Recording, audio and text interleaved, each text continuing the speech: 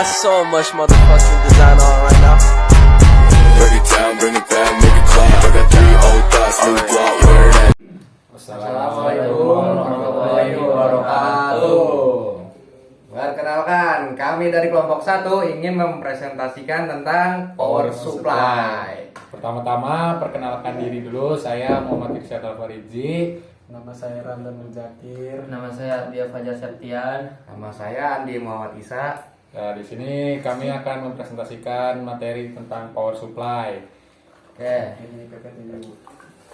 Pertama, apa itu power supply? Power supply adalah sebuah komponen listrik yang berfungsi sebagai pengubah tegangan AC menjadi DC, yaitu mensuplai power kepada komponen elektronika bersumber tegangan DC. Untuk mengubah tegangan AC ke DC di dalam power supply banyak sekali komponen elektronika. Terus yang kedua, prinsip kerja power supply. Yang pertama, tegangan AC masuk pada input trafo primer untuk di step down. Yang kedua, trafo sekunder akan mengeluarkan tegangan lebih rendah daripada trafo primer. Yang ketiga, kemudian masuk ke dioda untuk mengubah tegangan AC ke DC. Di sini masuk. Yang keempat itu masuk ke IC dan kapasitor untuk menstabilkan tegangan DC. Yang kelima itu power supply sudah bisa mengeluarkan tegangan DC. Lanjut, yaitu ada macam-macam atau daftar kapasitas power supply komputer. Yang pertama ada power supply dengan kapasitas 380 watt. Yang kedua ada power supply dengan kapasitas 450 watt. Yang ketiga ada power supply dengan kapasitas 1000 watt. Yang keempat ada kapasitas power supply 1500 watt. Yang kelima ada power supply dengan kapasitas 2000 watt. Selanjutnya yaitu ada komponen power supply, yaitu yang tentu saja ada saklar on off. Terus ada transformator 1 ampere. Ada dioda in 4002. Ada kapasitor 1000 F25V. Nah, di sini saya akan menjelaskan contoh. Di sini saya membawa contoh power supply-nya, yaitu ini dia barangnya. Mereknya itu Be Quiet System U9 Power 400 watt. Ini dia barangnya. Di sini power supply ini memiliki daya 400 watt dan memiliki spesifikasi 400 watt 80 plus bronze. Apa itu 80 plus bronze? 80 plus bronze itu adalah latency, misal gini. Power supply 400 watt murninya itu 80%. Jadi kalau 80 plus bronze itu di atas 80%. Jadi sekitar 83 sampai 85%. Nah, jadi urutannya itu ada 80 plus yang biasa, ada yang bronze, ada yang 80 plus silver, gold, dan ada banyak lagi di atasnya. Jadi di sini saya memiliki yang 80 plus bronze. Nah, di sini power supply ini memiliki beberapa kabel yang berfungsi buat connecting ke motherboard atau buat menampung daya ke beberapa komponen. Di sini yang paling gede dulu ya, lihat. Di sini ada kabel 24 pin. Nih. Di sini kenapa kita pakai 24 pin? Sebenarnya pada saat dulu itu hanya memakai 20 pin. Tapi karena pada saat zaman sekarang itu motherboard itu udah lebih canggih, jadi memakai 24 pin. Kalau PC komputer yang zaman dulu itu hanya memiliki 20 pin saja.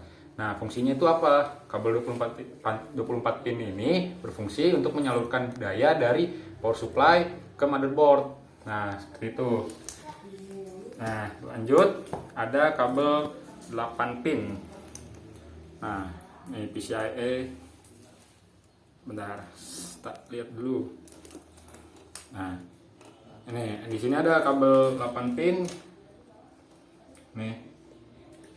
Kabel 8 pin. Nah, kabel 8 pin ini berfungsi menyalurkan dari power supply ke prosesor atau ke CPU.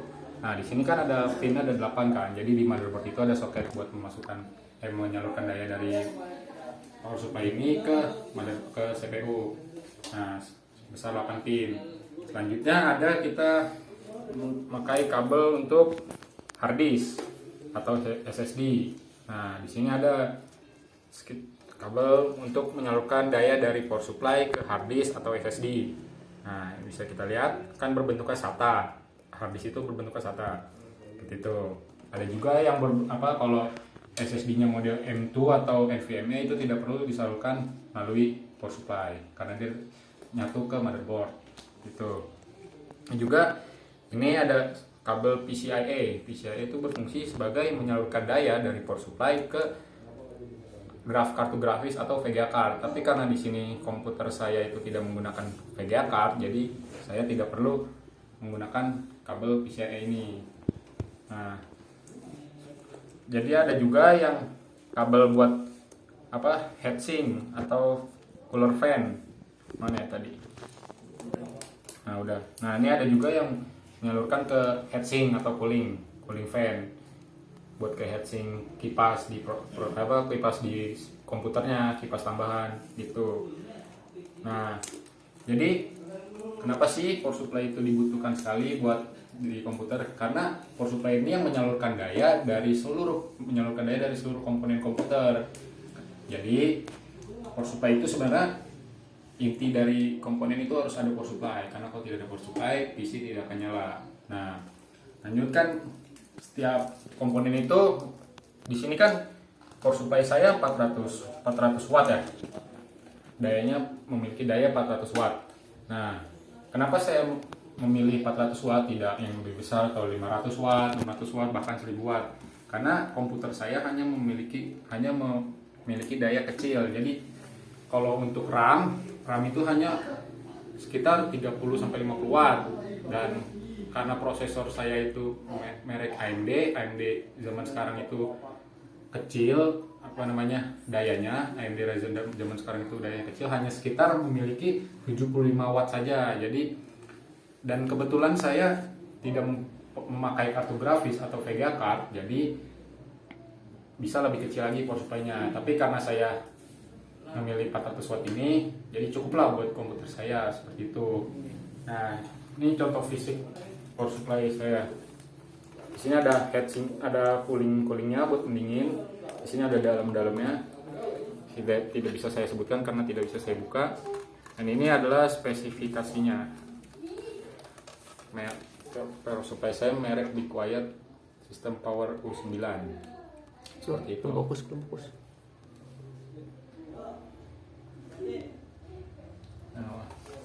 Nah, jadi yaitu sedikit penjelasan tentang saya tentang power supply. Pokoknya pada intinya kita memilih power supply itu sesuai kebutuhan komponen komputer kita.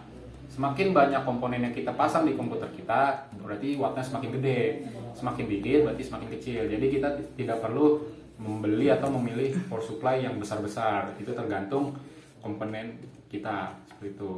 Terima kasih. Sekian presentasi dari kelompok kami. Kurang lebihnya mohon maaf. Wabillahi taufiq wal hidayah. Wassalamualaikum warahmatullahi wabarakatuh. Cabut. Dadah. Cut.